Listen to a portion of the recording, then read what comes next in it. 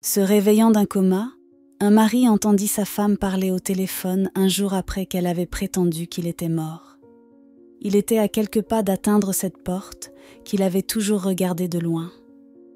Puis elle s'ouvrit et il vit un grand éclat de lumière. Soudain, il entendit une voix, à la fois puissante et apaisante, lui disant « Commence ta vie à zéro et ne perds pas de temps ». Alexei ressentit un fort sursaut, comme s'il revenait dans son corps. L'endroit où il se trouvait était étrange. Le dernier souvenir qu'il avait, c'était d'être ailleurs, conduisant sa moto.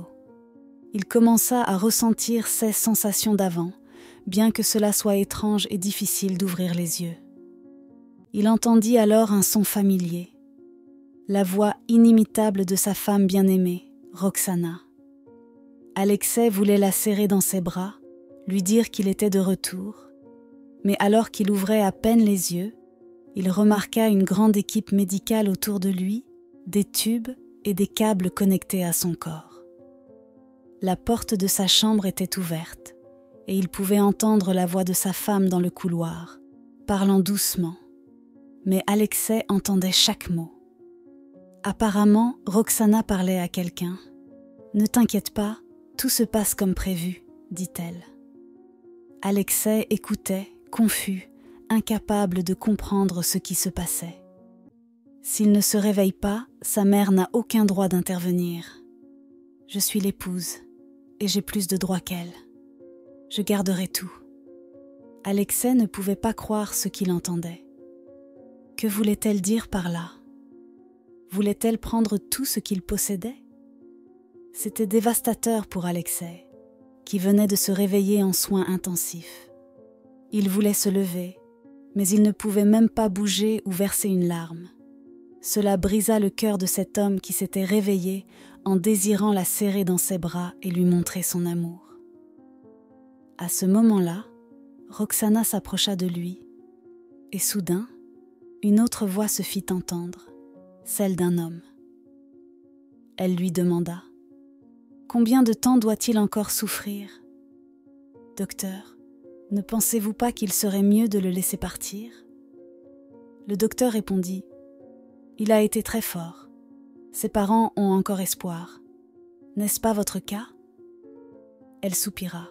« Oui, docteur, j'ai de l'espoir, mais cela fait mal de le voir ainsi. » Le médecin la rassura. « Rentrez chez vous. Je vous appellerai si quelque chose se passe. »« D'accord, » répondit-elle. Puis elle demanda au docteur de partir pour avoir quelques minutes seule avec son mari. À ce moment-là, Roxana se pencha sur lui et commença à ajuster certains des boutons ou câbles qui le maintenaient en vie. « Combien de temps penses-tu pouvoir tenir ? Lâche prise et repose-toi pour toujours. » murmura-t-elle.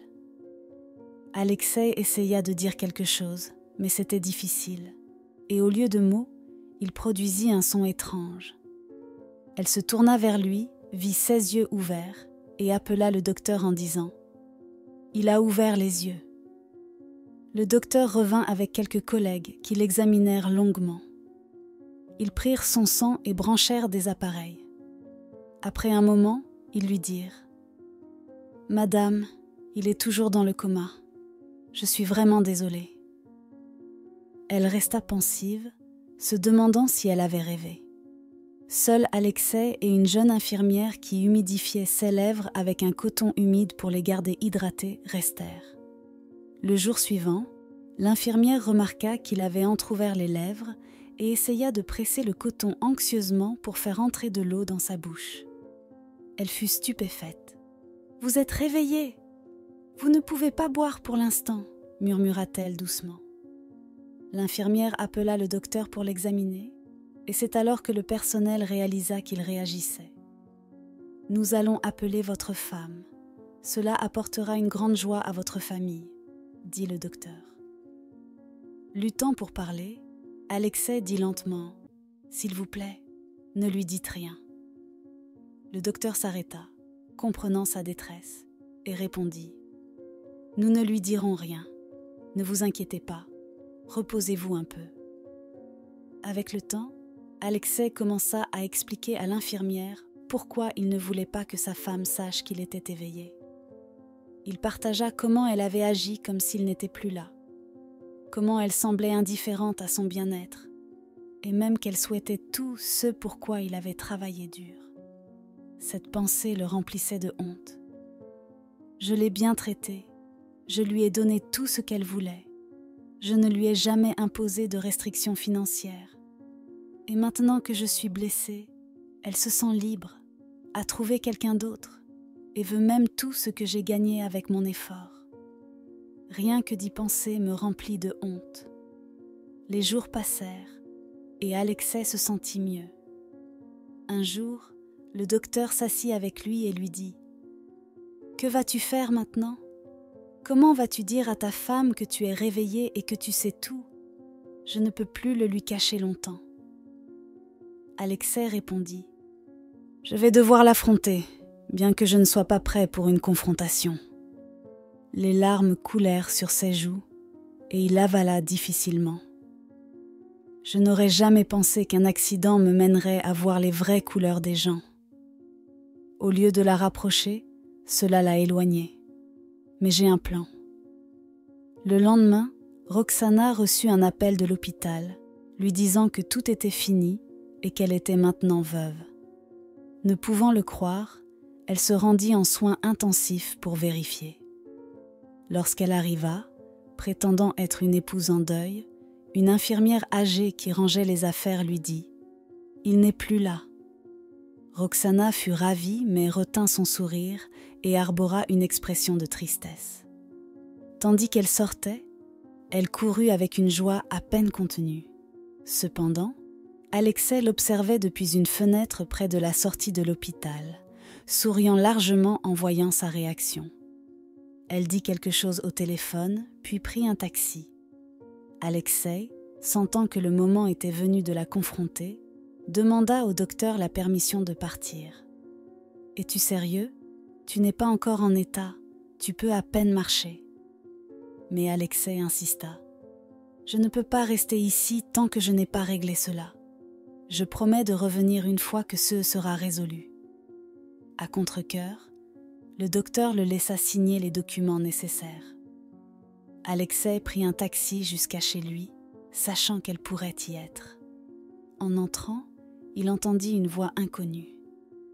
La porte du salon était légèrement entr'ouverte, et à l'intérieur, un homme, peu vêtu, disait « Allumons la cheminée, chérie, et mettons de la musique.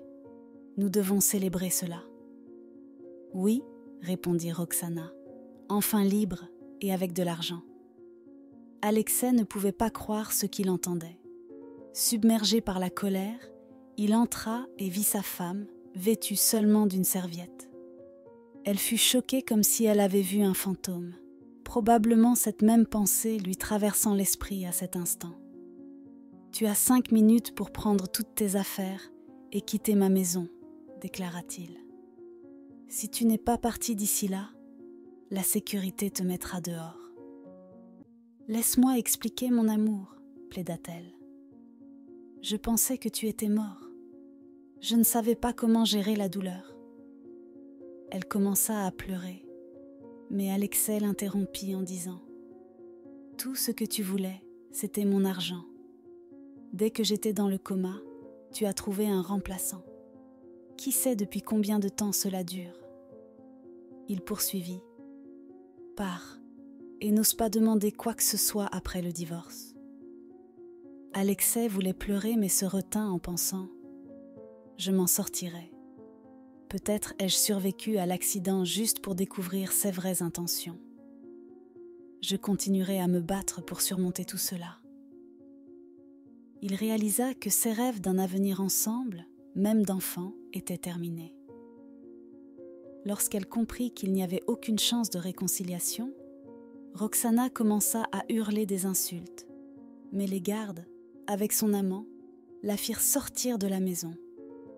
Alexei embaucha ensuite des professionnels pour changer toutes les serrures et instruisit les gardes de ne laisser entrer personne, à l'exception de ses parents, pendant qu'il poursuivait sa convalescence.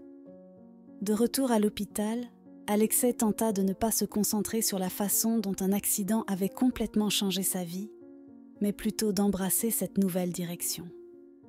Pendant son séjour à l'hôpital, une infirmière venait fréquemment lui rendre visite, parlant avec lui de tout, l'aidant à remplacer les pensées négatives. Après sa sortie, il finalisa son divorce, comme prévu. Roxana, bien sûr, demanda une part de la maison et des autres biens. Cependant, toutes les propriétés étaient hypothéquées pour un prêt important qu'Alexei avait contracté pour une entreprise. Si Roxana voulait la moitié, elle devrait aussi prendre en charge la moitié de la dette. Elle accepta donc de signer un document renonçant à ses revendications sur les propriétés.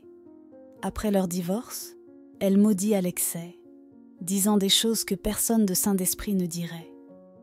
Mais pour Alexei, elle était devenue un souvenir vide et terrible.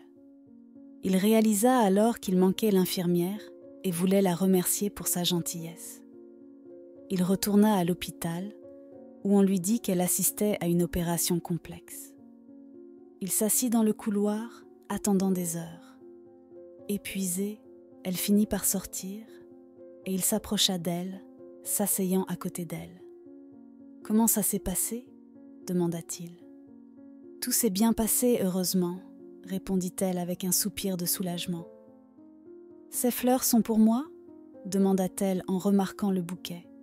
« Oui, désolé, » dit-il timidement en lui tendant les roses. « Je voulais vous inviter à sortir, mais si cela ne vous intéresse pas, je ne m'en offusquerai pas. » Elle sourit. « J'aurai fini dans 30 minutes. » « Une promenade serait la meilleure rééducation après cette opération, vous ne pensez pas ?» répondit-il. Ils se mirent d'accord qu'il serait agréable de passer du temps dehors. Leur histoire fut plus tard connue sur une station de radio locale à Kiev, en Ukraine, lorsqu'Alexei lui-même appela pour partager son expérience. Il confirma qu'il était tombé amoureux d'Elena, l'infirmière, et qu'ils avaient même des projets de mariage. Il termina son histoire avec un conseil à ses auditeurs. « Soyez prudents avec ceux en qui vous avez confiance, car personne ne mérite d'être avec quelqu'un qui ne s'intéresse à eux que pour des raisons égoïstes.